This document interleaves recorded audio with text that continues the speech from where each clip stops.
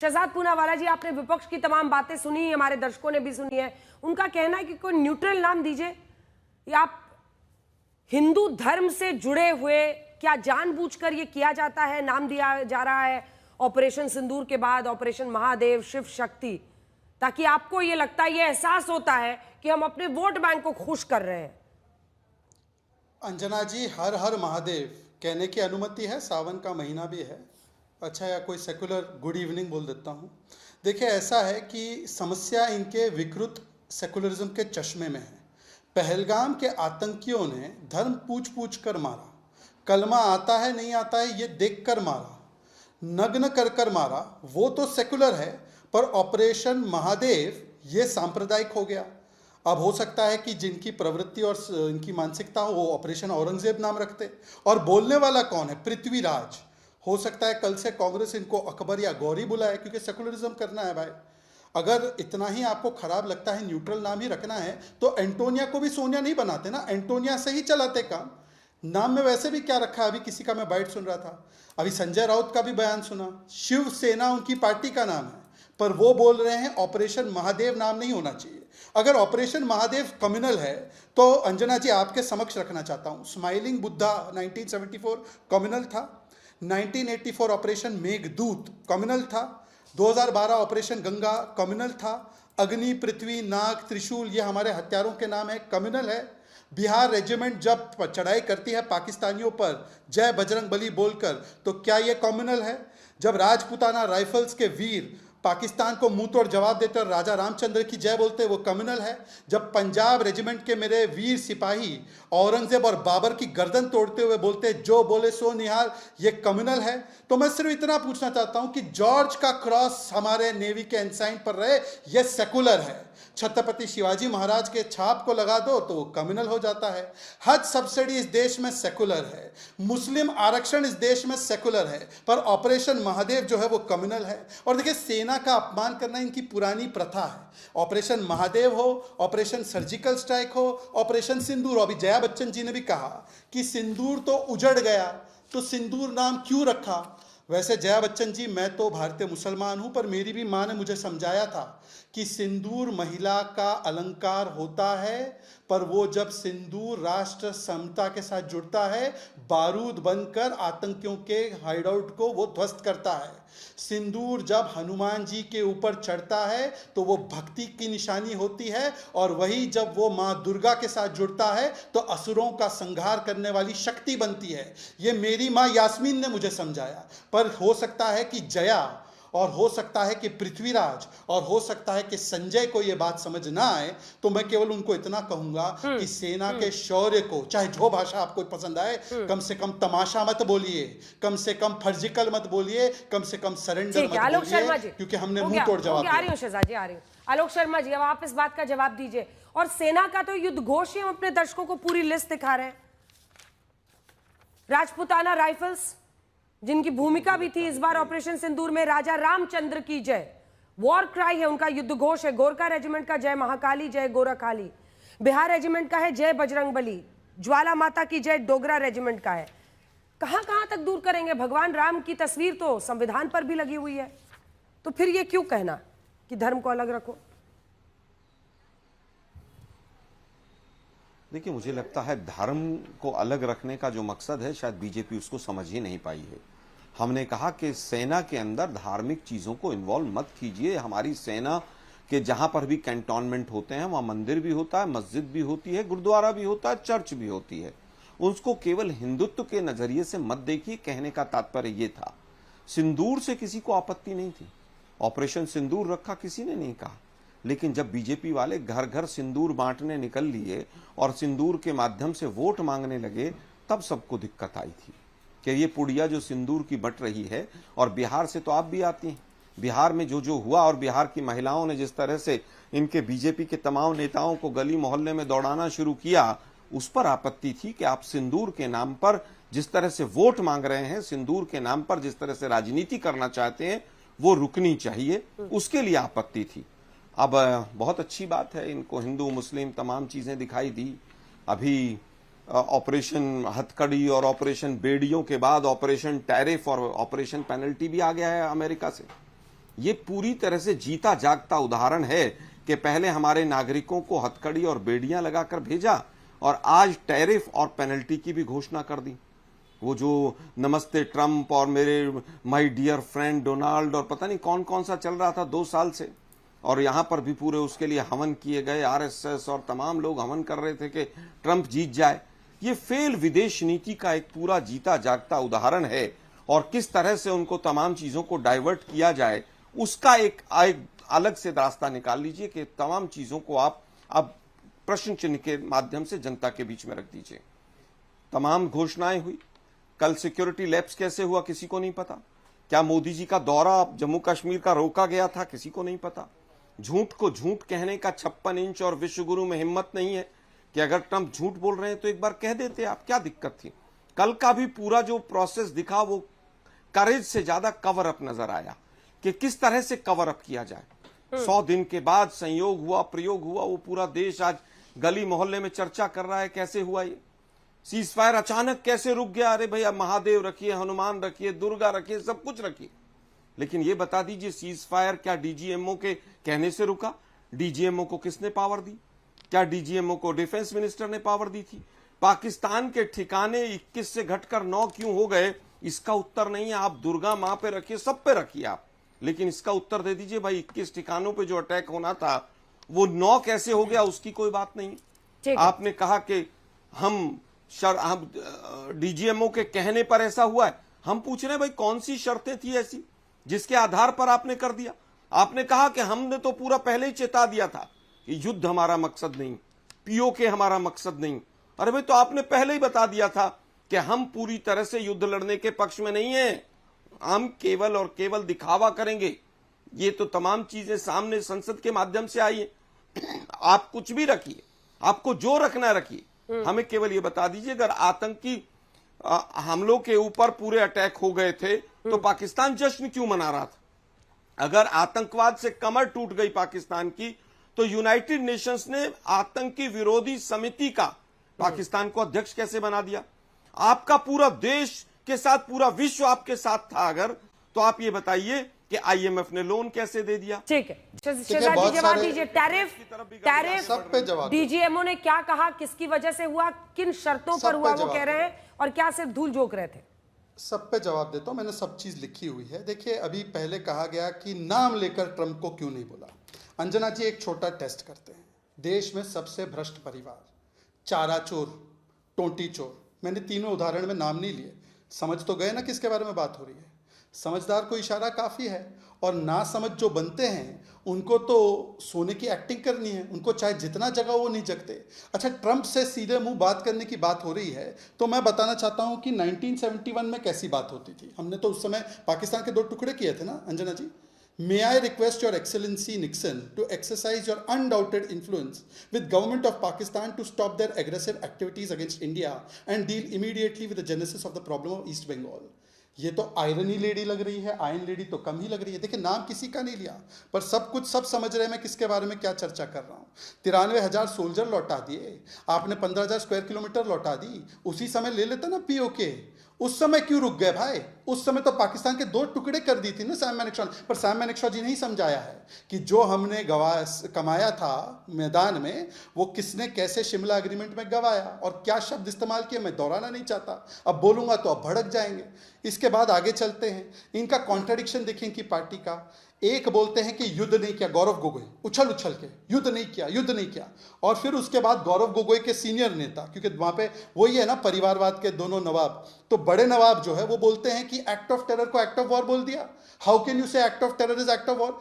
अरे कहना क्या चाहते हैं दोनों नवाब मिलकर, जरा बताइए ना। अच्छा आलोक जी तीसरी बात तो 10 सेकंड। आलोक जी कम से कम आज आप अपने आप को तो एक्सपोज नहीं करते। जिस यूनाइटेड नेशन सिक्योरिटी काउंसिल का पैनल में पाकिस्तान है उसके लाख गिड़गिड़ाने के बाद टीआरएफ का नाम भी आ गया, वही यूनाइटेड स्टेट्स ने टीआरएफ को बैन किया और लश्कर तैयबा के साथ उसको जोड़कर पाकिस्तान के साथ क्लियरली बता दिया, मतलब पूरी दुनिया में बेनकाब हुआ। पर चिदम्बरम बोलते पाकिस्तान ने नहीं किया। 26/11 पे बोलते हैं हिंदुत्व ने किया है, पहलगाम में 24 घंटे में हिंदुओं को दोष दे देते हैं, और आप कहते हैं पाकिस्तान इसलिए नाचता है क्योंकि आप उसके पक्ष में बोलते हैं। और धर्म की बात जहां तक हुई, हमारे देश की राजनीति कभी भी धर्मनिरपेक्ष नहीं हो सकती, क्योंकि हमारे सुप्रीम कोर्ट का भी मोटो है यतो धर्मस्ततो जया, धर्म चक्र प्रवर्तन, ये हमारे लोकसभा में है। हम धर्मनिरपेक्ष नहीं, हम प्रवर्तन है। धर्म के नाम पर हमारा देश चलता है, इसीलिए राम राज्य की कल्पना महात्मा गांधी ने की। हम धर्म निरपेक्ष नहीं, हम पंथ निरपेक्ष देश है। धर्म से अधर्म की ओर चले जाएगा।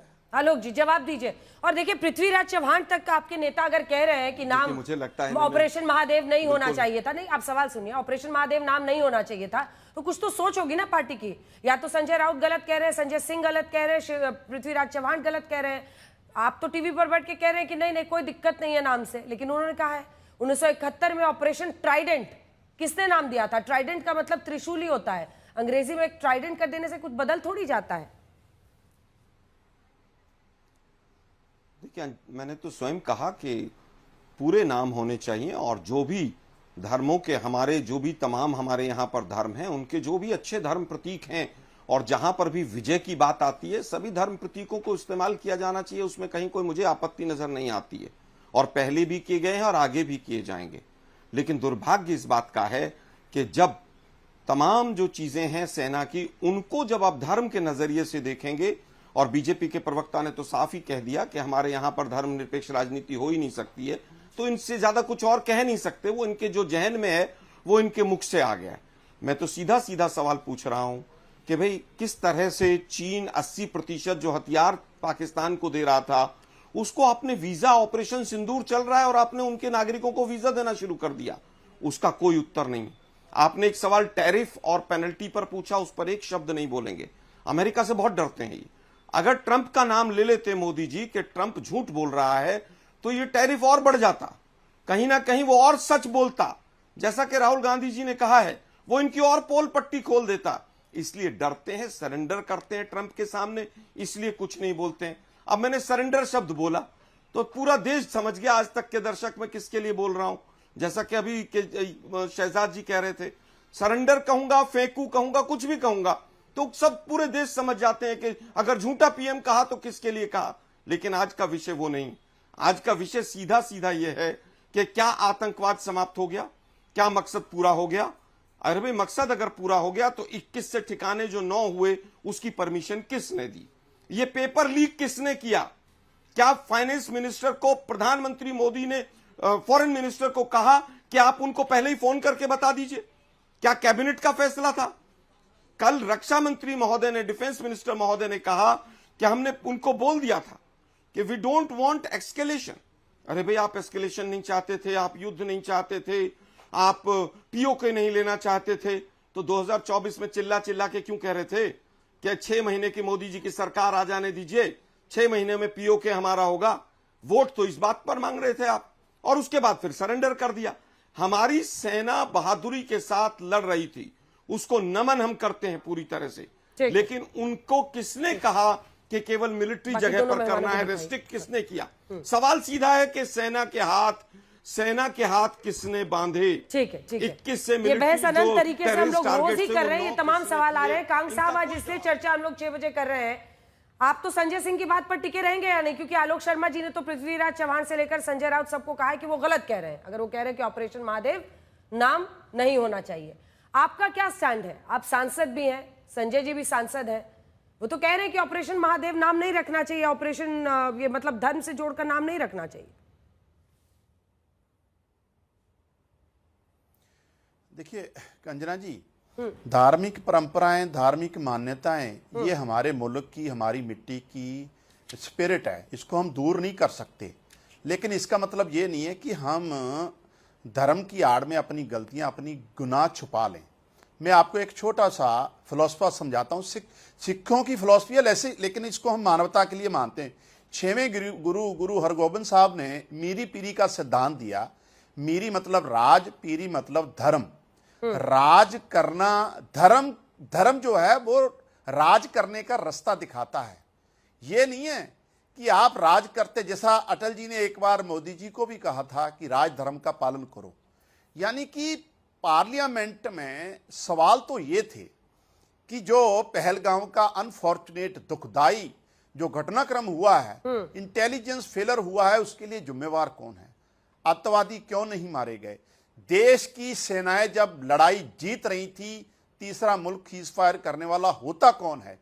जब भारत, हमारा मुल्क, पूरी दुनिया में जाकर पाकिस्तान को टेररिस्ट मुल्क डिक्लेयर करवाना चाहता, तब मोदी जी के सबसे खास दोस्त, जिनको मोदी जी कहते हैं माय फ्रेंड, डोनाल्ड ट्रंप, वो पाकिस्तान के आर्मी चीफ, जिन्होंने कत्लेआम हमारे मुल्क, हमारे बच्चों को, हमारे नौजवानों का, हमारे लोगों का कत्लेआम किया, उसको लंच खिला रहे थे। इन सवालों के जवाब देने चाहिए। इन सवालों के जवाब क्यों नहीं देने चाहिए? क्यों नहीं दे रहे? ये बात को, हर चीज को, अपने गुनाहों को धर्म की आड़ में नहीं छिपा सकते आप। तो ये देश की सबसे बड़ी पंचायत है, संवैधानिक पंचायत है। वहां आप अपने गुनाहों को छुपाने के लिए, गलतियों को छुपाने के लिए धर्म की आड़ लो, वो बिल्कुल गलत है। जो ठीक है, शहजाद जी इसका जवाब दीजिएगा, लेकिन आनंद दुबे जी से ये अकेला भाजपा नहीं कर रहा, कांग्रेस ने भी समय समय पे किया है। अच्छा, कांग्रेस ने भी किया है समय समय पे ऐसे ही। जब भी ये फंसते हैं तो धर्म की आड़ लेते हैं।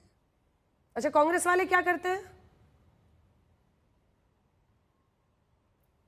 मैंने कहा कांग्रेस भी इससे पीछे नहीं है। हाँ। उसके एग्जाम्पल तो आपने ऑपरेशन ट्राइडेंट दे दिया। अच्छा। मेरा मतलब है, जब देश की अपोजिशन को देश की सबसे बड़ी पंचायत में लोगों के सवालों के जवाब देने हैं, ठीक, तब आप धर्म में आड़ में छुपना चाहते हो, अपने ठीक है, गुनाह छुपाना चाहते हो। कांग साहब, चुनाव खत्म, दोस्ती हजम। मान्यताएं कांग्रेस के साथ चुनाव खत्म, दोस्ती हजम। सत्कार करते हैं उसका, सब लोग सत्कार करते हैं। चलिए दुबे जी, बाला साहब ठाकरे की बेटे की पार्टी ऑपरेशन महादेव और ऑपरेशन शिव शक्ति पर नाम रखने पर नाराजगी जाहिर कर रही है। क्या से क्या हो गया? अंजना जी नमस्ते, जय श्री राम। नमस्ते। देश से बड़ा कोई धर्म नहीं और हिंदू से बड़ा कोई गर्व नहीं। हम तो महाराज से आते हैं अंजना जी। हमारे आदर्श छत्रपति शिवाजी महाराज और छत्रपति संभाजी महाराज महादेव के बहुत बड़े भक्त रहे, और हमारे यहाँ तो लड़ाई होने से पहले ही होता है कि ओम नमः पार्वती पते, हर हर महादेव, जय भवानी, जय शिवाजी। सबसे पहले तो देश को ऑपरेशन महादेव के तहत जो 3 कुख्यात अपराधी आतंकवादी मारे गए हैं, उसके लिए हम भारतीय सेना को शुभकामना भी देते हैं। देखिए, विषय यहाँ कोई विवाद का नहीं है अंजना जी, विषय कोई धर्म का भी नहीं है, किसी अधर्म का भी नहीं है। विषय था कि विपक्ष एक सवाल पूछ रहा है सरकार से। जब सरकार संकट में थी, पूरा विपक्ष आपके साथ खड़ा हो गया, आपके कंधे से कंधा मिला रहा है, आप डेलीगेशन भेज रहे हैं, डेलीगेशन में जा रहा है और गा रहा है कि है प्रीत जहां की रीत सदा, हम गीत वहां के गाते हैं। तो विपक्ष आपसे भी उम्मीद करेगा ना कि आप भी उसकी कुछ बात सुनिए। विपक्ष ये पूछ रहा था आपसे, सबसे पहले विपक्ष पूछ रहा था कि जब हम जीत के इतने करीब थे, पीओके हमारा था, पाकिस्तान के खंड खंड हो रहे थे, बलूचिस्तान अलग हो रहा था, सीज फायर हो गया। डीजीएमओ पाकिस्तान का गुहार लगा रहा है, रो रहा है कि महाराज महोदय माफ कर दीजिए, बहुत बम फेंक दिए, अब रुक जाइए। हमारे डीजीएमओ उनके डीजीएमओ से बात कर रहे हैं, 2-5 घंटे के संवाद में अचानक डोनाल्ड ट्रंप का ट्वीट आ जाता है। तो विपक्ष अगर इन सब विषय को लेकर ये पूछ ही रहा है कि क्यों ऐसा हो रहा है, वो आतंकवादी कैसे आए, किसका फेलियर है, एलजी साहब मान रहे हैं कि हाँ ये सुरक्षा एजेंसियों की चूक है, कौन नपेगा इसमें, किस पर गांज गिरेगी इसमें, इसकी एक सकारात्मक चर्चा की उम्मीद थी। विपक्ष ने सोचा इसका विशेष सत्र होगा, नहीं हो पाया। मानसून सत्र आया, 1 हफ्ते नहीं हो पाए, सोमवार से शुरू हुआ, मंगलवार, बुधवार, अभी चर्चा चली रही है। अब आप एक बात बताइए कि क्या आप बार बार भावनात्मक ढंग से ही हमें जवाब देंगे? आप क्या भावनाओं के ऊपर उठ के हमें जवाब नहीं देंगे? जो प्रश्न सीधा पूछे जा रहे हैं उसका जवाब नहीं दे रहे हैं। अभी अपनी डिबेट शुरू होने के पहले सुन रहे हैं कि ट्रंप ने 25% टैरिफ लगा दिया, और ट्रंप उसमें लाइन लिख रहा है कि दोनों देशों में सब कुछ ठीक नहीं है, क्योंकि वो चाइना से कारोबार करते हैं और वो रसिया से तेल और हथियार। जल्दी से शहजाद जी जवाब दीजिए। जिससे मर्जी उससे कारोबार करेंगे, हमारी जिससे मर्जी उससे हथियार लेंगे। आप कौन होते हैं सरपंच बनने वाले? विश्वगुरु हम है कि आप हैं? अगर विश्वगुरु हम है तो हमें रहने दीजिए, और आपको लगता है विश्वगुरु हम नहीं है तो फिर आप समाप्त कर दीजिए। आप कहिए कि नरेंद्र मोदी जी। दुबे जी ने बहुत ही चालाकी से संजय राउत जी की बात से अपने आप को एकदम अलग कर लिया है। अभी दुबे जी को आवाज नहीं आ रही। बहुत चालाकी से एकदम माथे पर त्रिपुंड लगाकर उन्होंने संजय राउत की बात से अपने आप को एकदम अलग कर दिया है। कई लोग कहते हैं कि आपकी पार्टी में आजकल कुछ लोग संजय जी से खफा रहते हैं। खैर छोड़िए, शहजाद पूनावाला जी जवाब दीजिए। असल मुद्दा है अमेरिका के साथ हम कहां पहुंचे। जिस अमेरिका, जिस डोनाल्ड ट्रंप की इतनी वकालत होती थी, वो डोनाल्ड ट्रंप 25% टैरिफ की धमकी देते देते वहां तक पहुंच चुका है। ऐसे में अब क्या करेगी भारत सरकार? क्योंकि 3 वर्सेस 1 का पैनल भी है और मैं सवाल भी एक एक करके मैंने सारे नोट किए, मैं जवाब देता हूँ और ट्रंप वाले पे भी आऊँगा। देखिए, सबसे पहले तो ऐसा है कि यहाँ पर संजय राउत को तलाक देने से कोई मतलब नहीं बनता। जिसका धर्मांतरण सियासी रूप से शिवसेना से सोनिया सेना और सोनिया सेना से पप्पू सेना, और देखो पप्पू कौन है देश पूरा जानता ही है, मैं तो बोलना नहीं चाहता, समझ ही जाते हैं लोग ना, ठीक है ना आलोक जी। तो पप्पू सेना में जो तब्दील हो जाए वो इस प्रकार की बातें करते हैं। अभी उन्होंने एक गाना सुनाया, वो गाना कौन गा रहा है कांग्रेस में? जो कह रहा है कि परिवार जहां की रीत वहां, वहीं वो उससे ही खफा होकर बोल रहे हैं कि हमारे यहाँ पर तो भारत की बात सुनाता हूँ, वहाँ पर केवल परिवार की बात सुनना चाहते हैं। और इसलिए परिवारवादी और पाकिस्तान परस्ती करने वाले जो भारत की बात सुनाते हैं कि ना सरेंडर किया, ना सीजफायर किया, ना ट्रंप के दबाव में आया, ना किसी के दबाव में आया, उनकी बोलती बंद कर दी। आप लगाते रहिए अपने माथे पर तिलक, क्या फर्क पड़ने वाला है? आपका सियासी धर्मांतरण तो हो ही चुका है। दूसरी बात पर आता हूं, सेना के हाथ बांधने की बात आलोक जी ने की। हाँ भाई साहब, हाथ तो तब खुले थे अंजना जी जब फली मेजर ने कहा था 26/11 का बदला लेना है, अटैक कीजिए। तो मनमोहन सिंह ने बोला बिल्कुल सही कहा फली मेजर साहब, चलिए करते अटैक। मोस्ट फेवर्ड नेशन से अटैक किया, स्टेटस देकर अटैक कर दिया भाई साहब। बलूचिस्तान में हमने आतंकी हमला किया, ये कहकर मनमोहन सिंह ने अटैक किया। आपको पता है? फिर वो विदेश गए और बोला कि मेरा बहुत अच्छा निर्णय था कि पाकिस्तान पर कोई हमला नहीं किया। इस प्रकार का अटैक किया है। 2005 में दिल्ली के ब्लास्ट के बाद ऐसा अटैक किया कि बातचीत करेंगे। 2006 के बाद वाराणसी ब्लास्ट के बाद अटैक किया कि ट्रेड बढ़ा देंगे। 2006 के बाद मुंबई ट्रेन ब्लास्ट के बाद अटैक किया, कहा कि पाकिस्तान के लिए और ईजी कर देंगे हम लोग ट्रेड करना। मालेगांव समझौता, जयपुर, अहमदाबाद, पुणे, दिल्ली, मुंबई, हैदराबाद, सब के बाद कितने तो अटैक किए उन्होंने पाकिस्तान पे। आपको नहीं पता अंजना जी? इस प्रकार से सेना का हाथ खुला छोड़ा था इन्होंने। और कारगिल विजय दिवस का इतना सम्मान करते थे कि 5 साल मनाया ही नहीं कारगिल विजय दिवस। ये आलोक शर्मा की बात है। पर कम से कम मुझे लगा कि आलोक शर्मा, क्योंकि वो सोनिया जी की तरह उनकी हिंदी की स्थिति नहीं है, तो वो धर्म और पंथ में अंतर जानेंगे। मैंने साफ साफ कहा कि हम पंथ निरपेक्ष देश हैं, धर्म निरपेक्ष नहीं हो सकते। अन्यथा अगर धर्म निरपेक्ष होते तो बताइए कि क्यों यतो धर्मस्ततो जया, ये क्यों लिखा गया है सुप्रीम कोर्ट के मोटो पर? मुझे लगता है कि, और देखिए कांग साहब के ऊपर भी एक टिप्पणी कर दूं। कांग साहब, पहले तो आप ये बता दीजिए कि आप चड्डा फैक्शन से हैं या मार लेना फैक्शन से है? मार लेना जी बोलती है कि हम लोगों ने ऑपरेशन सिंदूर में कुछ नहीं किया, पाकिस्तान हाथ जोड़कर गिड़गिड़ा नहीं रहता। चड्डा जी जाकर अपने ही स्वयं, उनको भेजा नहीं गया था, वो स्वयं जाकर बोल रहे थे पूरी दुनिया में कि सरकार और सेना ने अद्भुत नया नॉर्मल तैयार किया है। तो कांग साहब आप बता दीजिए हमको कौन से फैक्शन को एड्रेस करना है, उस हिसाब से हम एड्रेस करें। और आखिरी बात में ट्रंप के टैरिफ पे आना चाहता हूं। अंजना जी, ये ट्रंप वाला टैरिफ वाला जो मामला है, उन्होंने चाइना पर 145% का लगाया, उन्होंने ब्रिक्स के देशों पर लगाया, पर उन्होंने कनाडा जो उसका नेबर है उस पर भी लगाया, उन्होंने साउथ अफ्रीका पर भी लगाया, साउथ कोरिया पर भी लगाया, वियतनाम पर भी लगाया, जो उसके मित्र देश माने जाते हैं उन पर भी टैरिफ लगाया। तो क्या वो उनकी विदेश नीति फेल हुई इसलिए लगाया क्या? दूसरी बात मैं इनसे पूछना चाहता हूं कि ट्रंप ने टैरिफ लगाया, हम लोगों ने तो, या तो आप कह रहे हैं कि हम सकम हो गए और इसीलिए हम लोगों ने ये सरेंडर कर दिया। ट्रंप टैरिफ लगा रहा है ताकि हम ट्रेड डील करें, और लिख क्या रहा है ट्वीट में? लिख रहे हैं ट्रंप जी कि रशिया से तेल खरीद रहे हैं। रशिया से तेल हमने क्यों खरीदा? रशिया से तेल इसलिए खरीदा अंजना जी क्योंकि यूक्रेन रशिया के क्राइसिस में, कोविड के और बाकी क्राइसिस में जो तेल के दाम अंतर्राष्ट्रीय बाजार में बढ़े थे, हमारे भारत के नागरिकों को सस्ते दाम पर तेल उपलब्ध हो, इसलिए हमने तेल खरीदा। और हम अपने हितों को आगे रखते हैं, अपने देश के हितों को आगे रखते हैं, इसमें हमें कतई संकोच नहीं है। और मैं आपको एक और बात बता दूं, अगर रशिया से तेल नहीं खरीदते, हमारा पहले डिपेंडेंस ऑन ईरान 60, 70, 80% था, आज 25% है। हम लोग ज्यादा तेल रशिया से खरीदते। अभी ईरान और इजराइल का कॉन्फ्लिक्ट हुआ, तेल के दाम बढ़े, हमारी जनता को उससे सेव किया हमने। और केवल हमारी जनता नहीं, हमारा तेल यूरोप ने खरीदा। यूरोप का इन्फ्लेशन और पूरी दुनिया का इन्फ्लेशन हमारी वजह से कम हुआ। तो इसीलिए मुझे लगता है कि जो नरेंद्र मोदी जी ने काम किया, उन्होंने अपने देश के हितों को, पर पता है हमने कब समझौता किया? जब 90s में हमने न्यूक्लियर टेस्ट अमेरिका के दबाव में रोक लिया, जब 93,000 सोल्जर्स हमने वापस दे दिए और पीओके नहीं लिया क्योंकि अमेरिका का दबाव था। जब अमेरिका के दबाव में रेगन बोलते थे कि Rajiv go and talk to Pakistan, और पाकिस्तान के साथ बातचीत करने के लिए चल जाते किसी भी वक्त मैं लौट रही हूँ, जवाब ले लूंगी। किसी भी वक्त अब राज्यसभा में गृह मंत्री अमित शाह बोल सकते हैं, वो जवाब दे सकते हैं। इसी के साथ साथ आपको बता दें, ट्रंप के 25% टैरिफ के ऐलान के बाद वाणिज्य मंत्री और विदेश मंत्री एस जयशंकर की मुलाकात हो रही है, सरकार सक्रिय हो रही है, समझने की कोशिश होगी कि भारत की तरफ से क्या नीति बनाई जाए। पीयूष गोयल और एस जयशंकर की मुलाकात चल रही है जैसी जानकारी आ रही है। आलोक जी, वापस इस मुद्दे पर आते हुए, डोनाल्ड ट्रंप ने चीन से लेकर हर देश पर किस तरह के टैरिफ्स लगाए हैं उसकी पूरी लिस्ट आपको जरूर पता होगी। अब सवाल तो इस बात का भी है ना कि अब तक आतंकी हमला होने के बाद भारत ने कब न्यूक्लियर पावर्ड पाकिस्तान पर हमला किया था? हमारी सेना ने किया, लेकिन यह बोलने में आपको परेशानी होती है, और जितने सवाल उनके थे उसका भी जवाब दीजिए। नहीं, हमें कहां परेशानी होती है?